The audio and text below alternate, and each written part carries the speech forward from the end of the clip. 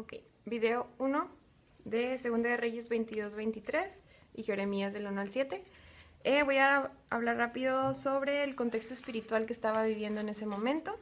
Bueno, primero empiezo con el político. El político es que estaba Josías reinando y era un rey que hacía y que estaba haciendo la voluntad de Dios y que estaba buscando ser alguien guiado por él.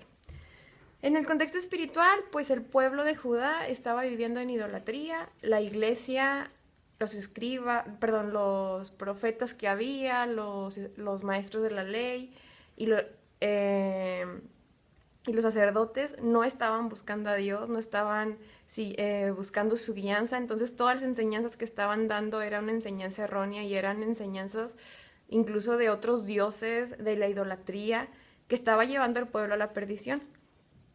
Y vemos como Josías estaba en constante búsqueda, de hecho comenzó una restauración en el templo. Y en esta restauración del templo, pues vemos cómo fue encontrado un libro de la ley, el libro de la ley de Moisés. Y esto como aprendizaje para mí fue cómo solamente el único que provoca una renovación es la palabra. Lo único que provoca la renovación en nosotros o un movimiento de renovación es la palabra de Dios. Y pues en nuestra vida aplica igual, o sea, dice la palabra de Dios que nosotros somos el templo del Espíritu Santo y en ese momento estaba en restauración el templo. Y es decir, o sea, cuando la única manera de que la palabra de Dios sea revelada en nuestro corazón para hacer cambios, porque la ley que se encontró ahí de Moisés en ese libro fue el iniciador de que hubiera una renovación y hubiera una advertencia para el pueblo para cambiar de su forma de actuar. Entonces, aplica lo mismo a nosotros, pero ¿cuál es la condición? Que estemos buscando que nuestro templo, que nuestro cuerpo, que nuestro corazón esté en constante renovación. Y durante esa renovación, en la presencia de Dios, de ir y buscar, estar en su presencia y que Él nos muestre, es donde la palabra va a ser un rema en nuestra mente y en nuestra voluntad y va a haber un cambio en nuestras acciones. Y eso me llamó mucho la atención y fue algo que dije, si queremos empezar un proceso de renovación, primeramente tenemos que invertir tiempo en la presencia de Dios para que su palabra sea un rema y haga cambios. Otra cosa fue de ver cómo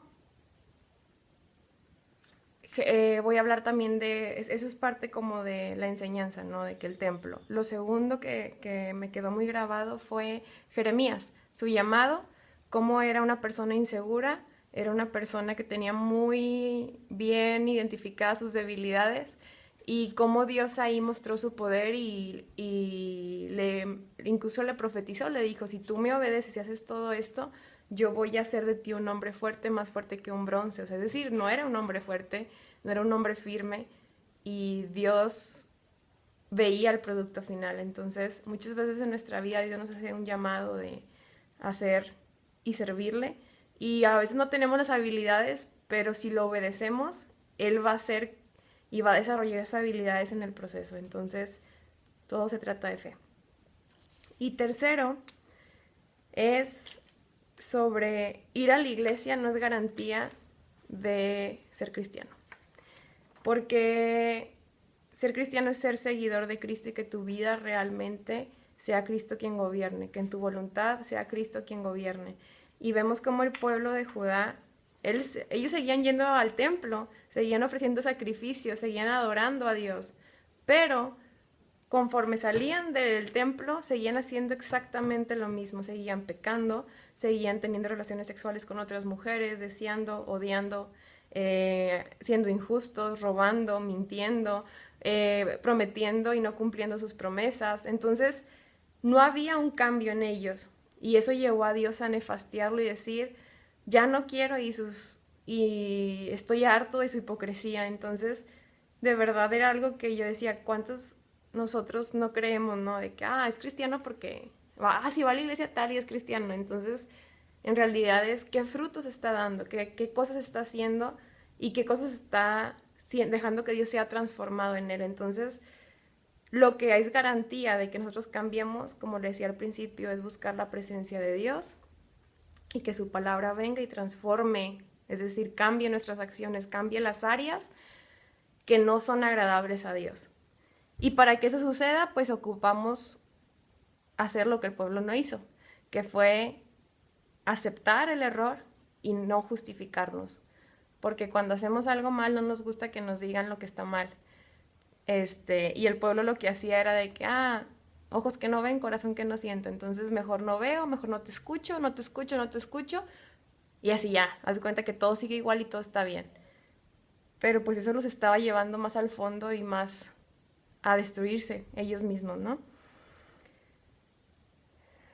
Entonces, no le tengamos miedo a ver la realidad, porque ahí es donde Dios actúa y su poder se manifiesta y nos transforma. Entonces, si hay algo que tenemos que cambiar, reconocer; si hay algo que tenemos que aceptar, aceptarlo, ir con Dios, pedirle en su presencia que Él nos guíe y nos muestre y nuestro corazón sea transformados para que seamos personas íntegras, porque lo que Dios buscaba del pueblo era que fuera un pueblo íntegro, era que fuera un pueblo fiel, un pueblo honesto, un pueblo que de verdad lo que su boca hablaba era lo que sus acciones hacían en lo secreto y en lo público.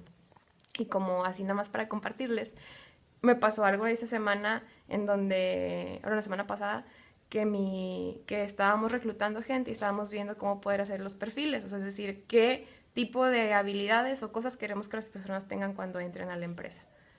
Y hablábamos de honestidad e integridad y alguien expuso así de que no, es que no hay personas íntegras, o sea, es muy difícil encontrar a alguien íntegro. Y si buscamos personas íntegras, pues nadie va a entrar a la empresa porque mejor hay que poner honestas.